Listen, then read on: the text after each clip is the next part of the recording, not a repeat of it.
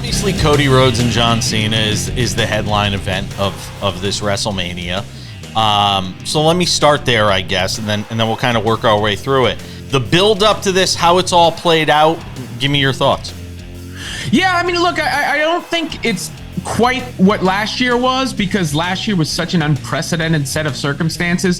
The fact that The Rock came back and they set up Rock and Roman, and then the fans rebelled and it became Cody Rhodes. Like, that's something that's going to live in history. But obviously, John Cena turning heel is a big deal. That's the kind of thing that gets pop culture crossover appeal, and the build when those two guys have been in the ring together has been strong. So I think obviously that's one that people are circling and wondering how it's going to shake out and what their plans are with Cena in this retirement tour after making a move like that. And then the main event on night one, to me, might be even more intriguing. The triple threat with Roman Reigns, Seth Rollins, and CM Punk.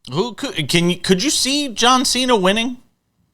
I mean, yeah, I don't think you can count anything out. This is it. If he's gonna break that record, it's gonna be now, or it's gonna be before this tour is done. I would put my money on Cody Rhodes and continuing the run, but John Cena's one win away from setting a new benchmark there, and you got to think they have plans for him over this is just the beginning of his farewell tour at this point. I can't imagine him leaving as a heel, though. Can you?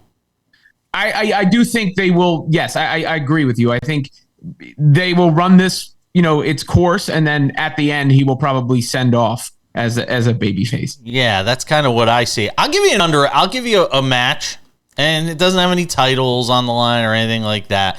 But a match that I think actually could be really entertaining is AJ Styles and Logan Paul.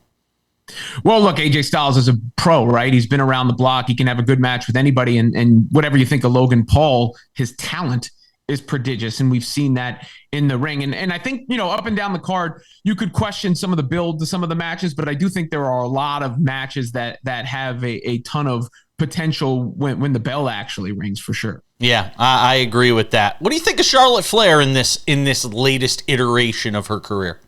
I think it really helped whatever happened with her and Tiffany Stratton like 2 weeks ago, because that match had felt stale. I mean, I always thought it was going to be a good match, but it had felt stale in the lead up until that,